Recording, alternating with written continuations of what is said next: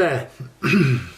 Well, for decades, British politics has been marked by a recurring and deeply frustrating pattern, in my opinion. We're seeing bold promises made in opposition, followed by compromise, dilution and outright abandonment of once parties gain power.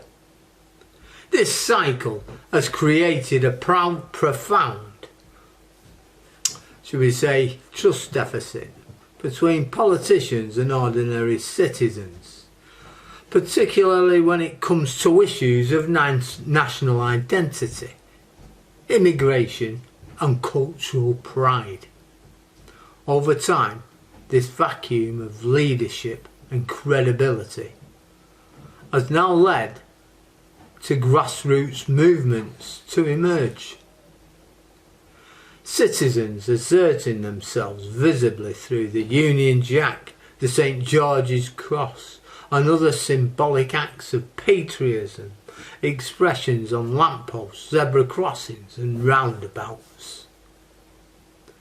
Since 1997,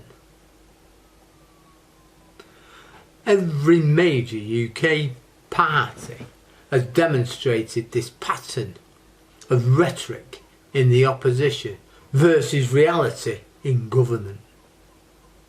Labour under Tony Blair embraced a vision of Britain that emphasised multiculturalism and progressive culture, while Blair occasionally used national imagery for branding such as the Cool Britannia era. The Union Jack and St George's Cross were largely absent from party rallies or messaging. Gordon Brown attempted a cautious reclaiming of national pride, emphasising British values in schools and public life, but avoided overt symbolism, fearing association with right-wing nationalism. Then Jeremy Corbyn in his leadership emphasised internationalism and social justice, actively avoiding patriotic imagery, which left a cultural gap between Labour and many of the working class voters in England. And even Keir Starmer initially hesitated to embrace national symbols, and he's only gradually doing so in 2025. And that's to appeal to the Red Wall constituencies and counter the rise of Reform UK and conservative rhetoric. The Conservatives, they demonstrate a similar pattern. During the 14 years in power from 2010 to 2024, they promised to reduce migration to tens of thousands, to stop the boats. In practice, net migration reached record highs. Channel crossings continued, and schemes such as Rwanda deportation were largely symbolic and ineffective. In fact, no one went to Rwanda. High-profile promises such as redirecting £350 million a week to the NHS after Brexit, remember that, failed to materialise, undermining credibility. The Liberal Democrats famously pledged to abolish tuition fees in opposition, only to triple them while in coalition. Across the political spectrum, opposition rhetoric thrives on clarity and emotion, while governments expose compromise, bureaucracy and hypocrisy. Robert Jenrick embodies this contradiction in contemporary politics. Having participated in governments that's failed to deliver on national identity and immigration policy.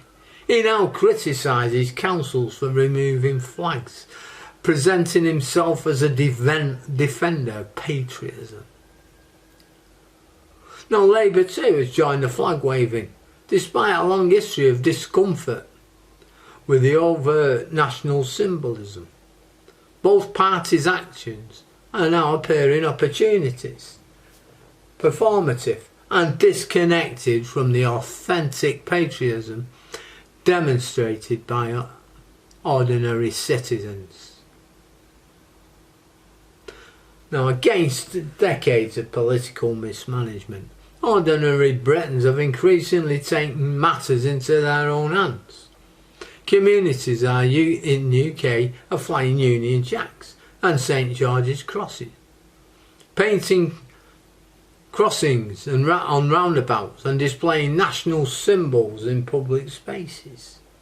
For these citizens, patriotism is a matter of identity, heritage and belonging. It's not a political ideology. After years of being told that national pride is extreme, it's racist and associated with far-right groups, people have felt compelled to assert their right to love this country. Flags have become symbols of resistance against cultural marginalisation, political hypocrisy and institutional judgment.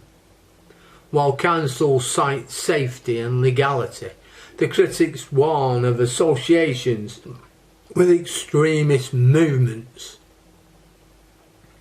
Grassroots patriots perceive these objections as further policing of their identity. Each flag flown, each painted cross and each display on a public space is a declaration. And it's the declaration that we exist, we belong, and we will not be shamed. The movement represents a quiet and undeniable revolution. It's not violent. It is cultural, symbolic and visible. Flags have become tools for citizens to reclaim their voice, assert their identity and resist political manipulation. Ordinary people pushed to the edge by decades of unmet promises and dismissive rhetoric are reasserting their rights to express pride in their nation. Politicians have failed to deliver on promises and frequently label patriotic citizens as extremists, far right, Nazis, bigots, and so on. Every lamppost adorned with a Union Jack, every roundabout painted with the St George's Cross, and every personal display of patriotism is a reminder that culture and identity cannot be dictated to by political convenience. This is a revolution of dignity and conscience, and it's driven by citizens and not the elites. Understanding why this movement has gained momentum requires an historical context.